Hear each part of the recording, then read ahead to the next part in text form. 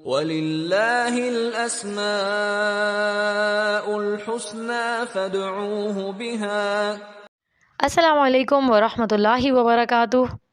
الحمدللہ، آج ہم انشاءاللہ اللہ سبحانہ وتعالیٰ کے نام رب کے بارے میں بات کریں گے۔ تو چلیں آئیں شروع کرتے ہیں۔ رب اشرح لی صدری ویسر لی امری واحلل عقدۃ من لسانی یفقہوا قولی۔ رب، قرآن مجید کے آغاز میں اللہ سبحانہ وتعالیٰ فرماتے ہیں الحمدللہ رب العالمین۔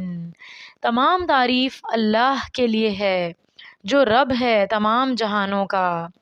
رب وہ ہوتا ہے جو تربیت کرتا ہے، جو پرورش کرتا ہے، جو نقص سے کمال کی طرف لے جاتا ہے، جو چھوٹے سے بڑا کرتا ہے، نشو و نما دیتا ہے، بڑھاتا ہے اور مسلسل خیال رکھتا ہے۔ جہاں کہیں کوئی خرابی واقع ہو جائے وہاں وہ اصلاح بھی کرتا ہے۔ وہ رب صرف انسانوں کا نہیں، حیوانوں کا نہیں، بلکہ تمام مخلوقات کا پیدا کرنے والا ہے۔ قرآن مجید میں اللہ سبحانہ وتعالیٰ فرماتے ہیں بے شک تمہارا رب اللہ ہے جس نے آسمانوں اور زمین کو 6 دن میں پیدا کیا، پھر وہ عرش پر بلند ہوا۔ سورج اور چاند اور ستارے اسی نے پیدا کیے، اس حال میں کہ سب اسی کے حکم کے تابع ہیں، وہی ان سب کو کنٹرول کر رہا ہے۔ پیدا کرنا اور حکم دینا اسی کا کام ہے۔ بہت برکت والا ہے اللہ جو سارے جہانوں کا رب ہے۔ وہی ہے جو زندگی دیتا ہے، وہی ہے جو موت دیتا ہے۔ ہمارا ایمان ہے اس ذات پر، ہم اس کو اپنا رب مانتے ہیں۔ صرف ہم ہی نہیں، پوری کائنات اس کو اپنا رب مانتی ہے۔ اللہ جو رب العالمین ہے، اسی کی اطاعت کرنا ہے، اسی کی عبادت کرنا ہے، کیونکہ یہ اس کا حق ہے۔ وہ دن رات ہمیں کھلاتا ہے، پلاتا ہے اور ہمیں تمام ضروریات ہماری پوری کرتا ہے۔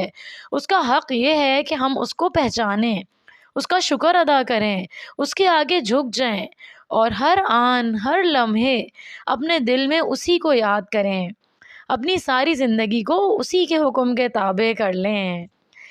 جیسے سورج اس کے حکم سے نکلتا ہے اور اسی کے حکم سے غروب ہوتا ہے اور اسی کے حکم سے پھر دوبارہ طلوع ہوتا ہے، اس طرح ہمیں بھی فرما بردار ہو جانا ہے۔ قرآن مجید میں اللہ کا نام رب بہت زیادہ کثرت سے استعمال ہوا ہے، تقریباً 900 بار یہ لفظ آتا ہے۔ یہ صفت، یہ نام وہ نام ہے کہ جس کے اندر بہت سی صفات اکٹھی ہو گئی ہیں، اس لیے جب بھی بندہ اللہ سے دعا مانگتا ہے تو وہ سب سے زیادہ کثرت سے رب کہہ کر پکارتا ہے۔ قرآن مجید کی بہت سی دعائیں ربنا یا ربی سے شروع ہوتی ہیں۔ رسول اللہ صلی اللہ علیہ وسلم نے فرمایا ہمارا رب تبارک و تعالی ہے، ہر رات کو آسمانی دنیا پر آتا ہے، جب رات کا آخری تہائی حصہ باقی رہ جاتا ہے وہ کہتا ہے کوئی جو مجھ سے دعا کرے تو میں اس کی دعا قبول کروں، ہے کوئی جو مجھ سے مانگے تو میں اسے عطا کروں، اور ہے کوئی جو مجھ سے بخشش مانگے، اپنے گناہوں کی معافی مانگے تو میں اس کے گناہ معاف کر دوں۔ یہ ہے وہ رب جو ہماری ہر ضرورت پوری کرنے والا ہے۔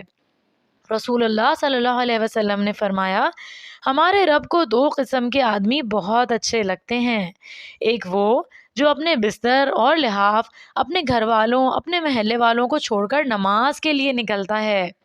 تو اللہ تعالیٰ فرماتے ہیں اے میرے فرشتوں، میرے اس بندے کو دیکھو جو اپنے بستر، اپنے لحاف، اپنے گھر والوں، اپنے محلے والوں کو چھوڑ کر نماز کے لیے آیا ہے۔ میرے پاس یہ بندہ مجھ سے امید بھی رکھتا ہے اور مجھ سے ڈرتا بھی ہے۔ دوسرا وہ آدمی ہے جو جہاد کے لیے نکلا، یعنی اللہ کی راہ میں کوششوں کے لیے نکلا، جب لوگ شکست کھا کر سب بھاگ نکلے تو وہ جمع رہا۔ رب صرف بندوں کے اعمال کی نگرانی ہی نہیں کرتا بلکہ وہ ان کے اعمال کی پرورش بھی کرتا ہے۔ بندوں کی پرورش تو کرتا ہی ہے، بندوں کو تو بڑھاتا ہی ہے، بندوں کے رزق کا انتظام تو کرتا ہی ہے، لیکن وہ ان کے اعمال کو بھی بڑھاتا ہے۔ سبحان اللہ۔ پھر اسی طرح سے جو شخص اپنے معاملات اپنے رب کے سپرد کر دیتا ہے، یہ سوچ کر، یہ جان کر کہ میرا رب مجھے ضائع نہیں کرے گا، میرے معاملات کی خوب نگرانی کرے گا، میری مشکلات کو آسان کرے گا، تو رب اس کی امید کو توڑتا نہیں ہے۔ یہ ہے اللہ، ہمارا رب۔ جب انسان اس پر مکمل بھروسہ کرتا ہے، اس پر توکل کرتا ہے، تو وہ اس کو کافی ہو جاتا ہے۔ اللہ سبحانہ و تعالیٰ جو ہمارا رب ہے وہ اکیلا ہے، اس پوری کائنات کو وجود میں لایا ہے، کوئی اس کا شریک نہیں ہے، اور وہ اکیلا ہی سارا نظام چلا رہا ہے۔ اس کو اس کائنات کا نظام چلانے میں کسی انسان، کسی فرشتے اور کسی نیک بزرگ کی ضرورت نہیں۔ اس پوری کائنات کا خالق اللہ ہے، اور حکم بھی اسی کا چلتا ہے، وہی مدبر ہے۔ رب کے 3 معنی کیے جاتے ہیں، وہ جو خالق ہے، وہ جو مالک ہے، اور وہ جو مدبر ہے۔ یعنی نہ صرف یہ کہ اس نے پیدا کیا اور وہ مالک ہے، بلکہ وہ ان کی تدبیر بھی کر رہا ہے۔ ہوائیں اسی کے حکم سے چلتی ہیں، بادل اسی کے حکم سے اٹھتے ہیں، بارش اسی کے حکم سے برستی ہے، زمین اس کا حکم بجا لاتی ہے اور پیداوار اگاتی ہے۔ ایک ایک چیز، ایک ایک پھول، ایک ایک پتی اور ایک ایک ٹہنی اور ایک ایک شاخ اور ایک ایک پتا، اور جو اس کے اندر جو رنگ ہیں، جو کچھ بھی ہے، ان سب کی تدبیر، پلاننگ خود اسی نے فرمائی ہے۔ اور پھر کس طرح ہر سال خزاں کے موسم میں پتے جھڑ جاتے ہیں، اور پھر کس طرح دوبارہ ان مردہ پودوں کو دوبارہ زندہ کر دیتا ہے۔ سبحان اللہ۔ اور ہر چیز کا نظام آسان طریقے سے چل رہا ہے، یہ نظام اللہ کے بتائے ہوئے طریقے پر چل رہا ہے۔ پھر وہ رب کسی کا محتاج بھی نہیں ہے، کیونکہ اگر وہ محتاج ہوتا تو کسی کی مدد کا یا کسی کے تعاون کا تو یہ کائنات کا نظام چل ہی نہیں سکتا تھا۔ اللہ تعالیٰ فرماتے ہیں، اللہ کے لیے ہے اچھے اچھے نام، ان کے ناموں کے ذریعے تم اس کو پکارو، یعنی اس سے دعائیں مانگو، کیونکہ دعا عبادت ہے، اور عبادت کے لیے ہمیں پیدا کیا گیا ہے۔ اور جب ہم اس کو پکارتے ہیں تو یہ پکارنا اس کو پسند آتا ہے، اور وہ ہم سے راضی ہوتا ہے اور خوش ہوتا ہے۔ اس کی صفات کے ساتھ اس کو پکارا جائے تو یہ قبولیت کا ذریعہ بنتا ہے۔ ابراہیم علیہ السلام، جن کو اللہ سبحانہ و تعالیٰ نے اپنا دوست کہا، ان کے بارے میں آتا ہے سورۃ البقرہ میں، اور جب ابراہیم اس گھر کی بنیادیں اٹھا رہے تھے، یعنی خانہ کعبہ کی تعمیر کر رہے تھے، اور ان کے بیٹے اسماعیل علیہ السلام بھی ان کے ساتھ تھے، تو دونوں اللہ کا گھر تعمیر کرتے ہوئے کہتے جاتے، اللہ تو ہم سے قبول کر لے۔ اور یہی حال اللہ کے باقی نیک بندوں کا ہوتا ہے، وہ رب کی جتنی بھی عبادت کر لیں، اللہ کے لیے جتنے بھی کام کر لیں، ان کی زبان پر یہی ہوتا ہے کہ اے رب، تیری عبادت کا حق ہم ادا نہ کر سکے، جو بھی ٹوٹی پھوٹی کوشش ہم نے کی تو اسے قبول فرما لے۔ باقی پیغمبروں نے بھی مشکل حالات اور اوقات میں اپنے رب کو اسی طرح پکارا۔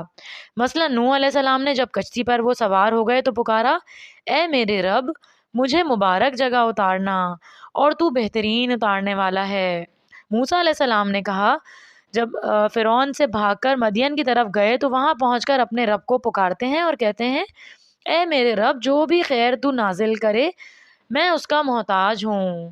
رسول اللہ صلی اللہ علیہ وسلم نے جس استغفار کو سید الاستغفار کہا ہے، اس میں بھی اللہ کے رب ہونے کا اقرار ہے۔ اے اللہ، تو میرا رب ہے، تیرے سوا کوئی معبود نہیں، تو نے ہی مجھے پیدا کیا ہے، میں تیرا بندہ ہوں، اور میں تیرے عہد اور وعدے پر جتنی مجھ پر استطاعت ہے قائم ہوں۔ میں تیری پناہ چاہتا ہوں اس شر سے جو میں نے کیا۔ تیری جو بھی نعمتیں مجھ پر ہیں میں ان کا اعتراف کرتا ہوں، اور میں تیرے سامنے اپنے گناہوں کا اعتراف کرتا ہوں۔ تو مجھے معاف کر دے اور مجھے بخش دے، کیونکہ تیرے سوا گناہوں کو کوئی نہیں بخش سکتا۔ اسی طرح ایک بندہ مومن جب اپنے رب کو پہچان لیتا ہے تو اپنے سارے امور اسی کے حوالے کر دیتا ہے۔ قرآن مجید میں آتا ہے، ہدہد نے کہا، جو کہ ایک چھوٹا سا پرندہ تھا، سلیمان علیہ السلام کو ایک قوم کی حالت آ کر بتائی اس نے کہ وہ قوم اللہ کے سوا دوسروں کو پوجتی ہے۔ اس نے کہا، وہ اللہ کو چھوڑ کر سورج کو سجدہ کرتے ہیں، اور شیطان نے ان کے لیے ان کے اعمال بہت خوبصورت بنا دیے ہیں، انہیں اصل راستے سے روک دیا ہے، اس لیے وہ ہدایت نہیں پاتے۔ سوچئے اگر ایک چھوٹا سا پرندہ اپنے رب کو پہچانتا ہے تو انسان کا کیا فرض بنتا ہے کہ وہ اپنے رب کو پہچانے۔ اسی طرح جنت اور جہنم بھی اپنے رب کو پکارتے ہیں۔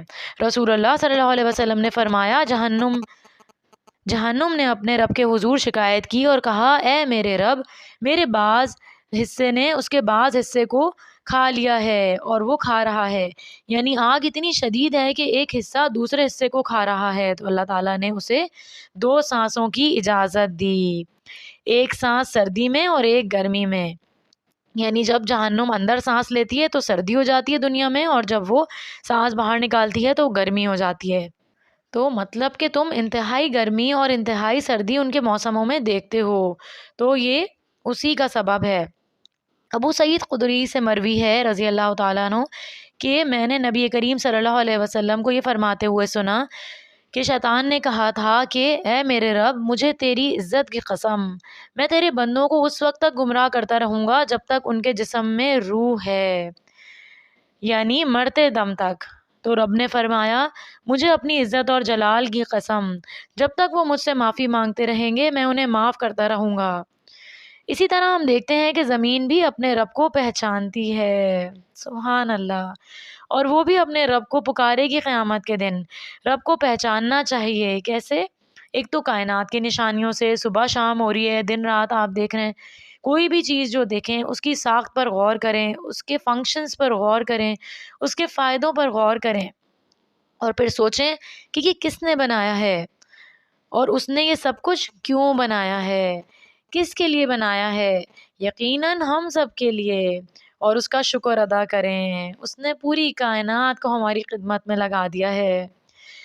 جیسے ابراہیم علیہ السلام نے کہا تھا، جس نے مجھے پیدا کیا پھر اسی نے مجھے ہدایت دی، جو مجھے کھلاتا ہے اور پلاتا ہے، اور جب میں بیمار ہوتا ہوں تو وہی مجھے شفا دیتا ہے، اور وہ جس نے مجھے زندگی دی، اور وہ جو مجھے موت دے گا، وہی جو مجھے موت کے بعد دوبارہ زندہ کرے گا، اور وہ جس سے مجھے امید ہے کہ وہ یوم الدین کو میری خطائیں معاف کر دے گا۔